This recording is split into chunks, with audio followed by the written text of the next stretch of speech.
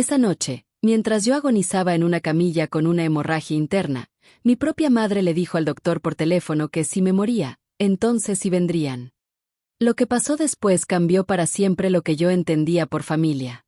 Me llamo Valentina Reyes, tengo 28 años, y esa noche de Nochebuena la nieve apenas empezaba a caer cuando subí a la carretera rumbo a Zacatecas, con una maleta de ropa en la cajuela, un pastel que había horneado durante casi 2 horas, y el corazón lleno de una esperanza tonta de que esta Navidad, por fin, se sintiera como volver a casa. Llevaba casi un año sin ver a mis padres. Desde el pleito por mi decisión de dejar mi trabajo de oficina y abrir mi propio taller de diseño, una decisión que ellos calificaron de imprudente y vergonzosa en cada reunión familiar desde entonces. Pero me dije que esta vez sería distinto. Que tal vez la distancia los había suavizado. Que tal vez esta Navidad podía ser un nuevo comienzo. Nunca llegué a descubrirlo, porque en algún punto entre la caseta de los Ramírez y el puente sobre el río, una camioneta patinó sobre una placa de hielo negro y se estrelló contra la puerta del conductor antes de que yo pudiera siquiera gritar. Lo último que recuerdo es el chillido del metal retorciéndose contra metal. Después, solo ruido blanco y el sabor de la sangre en la boca. Cuando los paramédicos me sacaron de entre los fierros, apenas estaba consciente. Y lo último que registré antes de que todo se volviera oscuro fue la voz de un desconocido diciéndome que resistiera, que la ayuda ya venía, que no estaba sola. Desperté horas después bajo luces blancas, con tubos entrando en mis brazos, las costillas tan vendadas que apenas podía respirar, y un dolor sordo, profundo, que la enfermera después me explicó que venía de un sangrado interno por el vaso. El cirujano me dijo que había estado a minutos de perder demasiada sangre para salvarme, y que la operación de emergencia había durado casi 3 horas de vida o muerte. Recuerdo ir y venir de la conciencia, desorientada, aterrada, buscando una mano que no estaba ahí. Cuando por fin pude hablar, le pregunté a la enfermera si mis padres ya habían llegado. Estaba segura, segurísima, de que en cuanto el hospital les avisó, habrían salido corriendo. Ella dudó, miró hacia la puerta antes de contestar con cuidado que sí, que el hospital había logrado comunicarse con mi madre, y que las palabras exactas de mi madre, dichas al médico de guardia, fueron que si me moría, entonces sí vendrían, pero que mientras tanto tenían el pavó en el horno y no podían dejarlo todo así nada más. Me quedé viendo el techo, sintiendo que algo dentro de mí se quebraba de una forma que no tenía nada que ver con los huesos rotos. Un dolor mucho más filoso que cualquier cosa que hubiera dejado la cirugía. Pasé toda esa Nochebuena sola en una cama de hospital, escuchando de lejos la televisión del pasillo, mientras las enfermeras entraban y salían con esas miradas de lástima que me decían que ellas también habían escuchado la llamada. Nadie llegó. Ni una flor, ni una visita. Solo el pitido constante de las máquinas y el vacío helado de sentirme olvidada por las 2 personas que se supone debían quererme sin condiciones. Pero lo que pasó 2 días después fue lo que de verdad me quitó el aliento. Cuando por fin me dieron de alta, una trabajadora social del hospital, una mujer llamada Rosario, se acercó a mi cama con una cajita envuelta con cuidado bajo el brazo y una expresión que no supe leer. Me explicó, casi con pena, que la noche del accidente un hombre se había acercado a recepción, todavía con una chamarra negra manchada de lo que parecía aceite de motor, y había pagado toda mi cuenta del hospital de un solo golpe, antes de que nadie terminara siquiera el papeleo. Cuando ella le preguntó su nombre, él solo negó con la cabeza y dijo que no importaba, que lo único que quería era que yo recibiera esa caja, con la instrucción estricta de no abrirla hasta estar segura, en mi casa. Rosario me contó que las manos del hombre temblaban al dejarla sobre el mostrador, y que se quedó un momento parado frente a las puertas de urgencias, mirando hacia atrás, antes de perderse en la nieve. Le di vueltas a esa caja entre las manos, sintiendo su peso inesperado, y por primera vez desde el choque sentí algo distinto al dolor. Algo peligrosamente parecido a la esperanza. No sabía su nombre.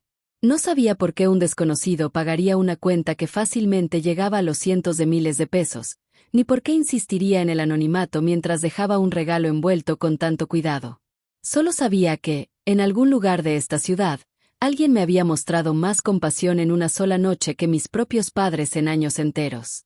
Y mientras el taxi se alejaba del hospital, llevándome hacia un departamento vacío en lugar de una mesa familiar, abracé esa caja contra mis costillas todavía adoloridas, como si fuera lo único sólido que me quedaba en un mundo que acababa de girar por completo. Me prometí que, fuera lo que hubiera dentro, No la abriría hasta entender exactamente qué clase de hombre me había salvado la vida sin pedir nada a cambio. El camino a mi departamento se sintió eterno. Cada bache mandaba una punzada de dolor por mis costillas, y la caja seguía ahí, sobre mis piernas, como si guardara la respuesta a una pregunta que yo ni siquiera había terminado de formular. Cuando por fin me acomodé en el sillón, envuelta en una cobija porque todavía no podía con las escaleras, me quedé viendo esa caja casi una hora antes de atreverme a desatar el listón. Adentro, entre papel de China, había una libreta de piel gastada en las orillas, como si la hubieran leído 1000 veces, una fotografía de una niña riendo en un columpio, y una carta doblada con letra cuidadosa.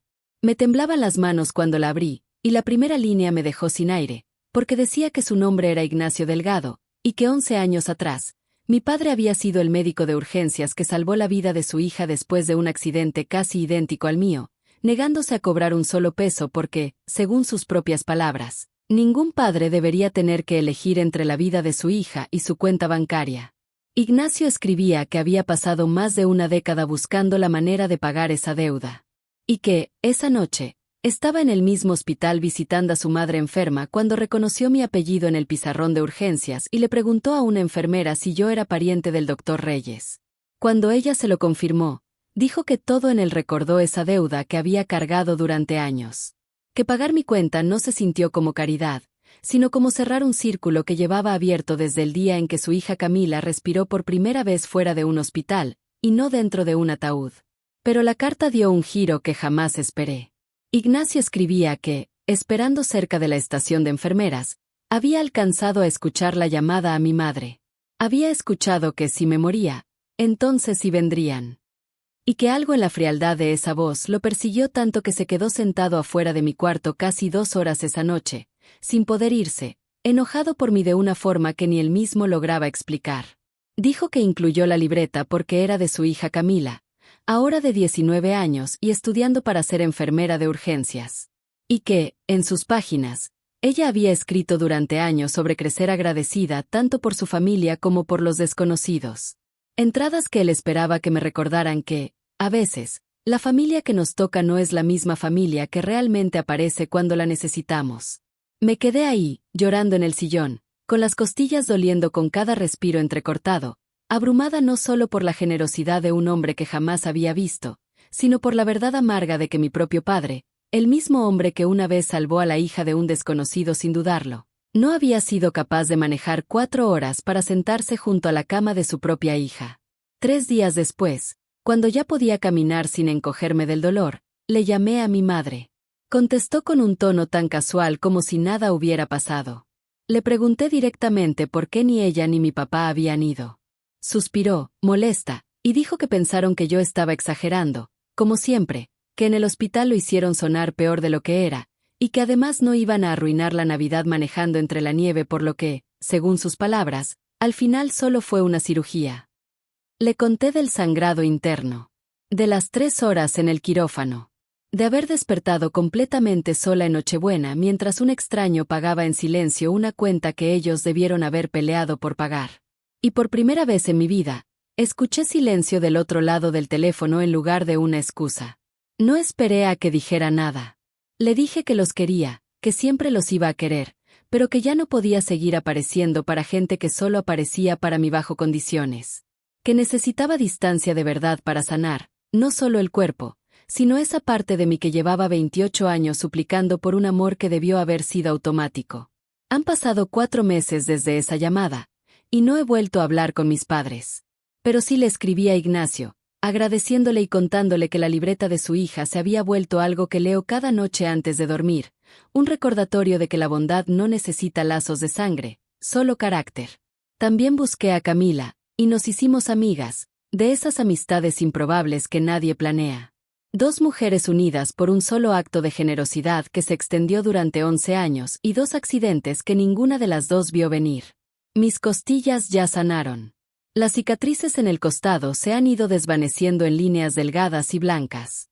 Pero la verdadera sanación pasó en otro lugar, en la quieta certeza de que la familia no se define por un apellido compartido ni por una cena de Navidad, sino por quien decide quedarse a tu lado cuando todo se derrumba. Pienso seguido en ese cuarto de hospital lleno de nieve al otro lado de la ventana. Pienso en qué tan cerca estuve de perderlo todo.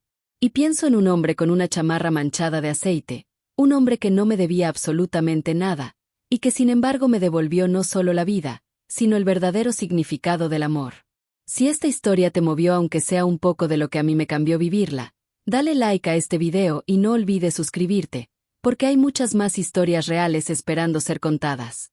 Historias de traición, de dolor, y de la bondad inesperada de esos desconocidos que nos recuerdan que, a veces, quienes nos salvan no son los que nos tocaron por sangre, sino los que simplemente eligieron quedarse.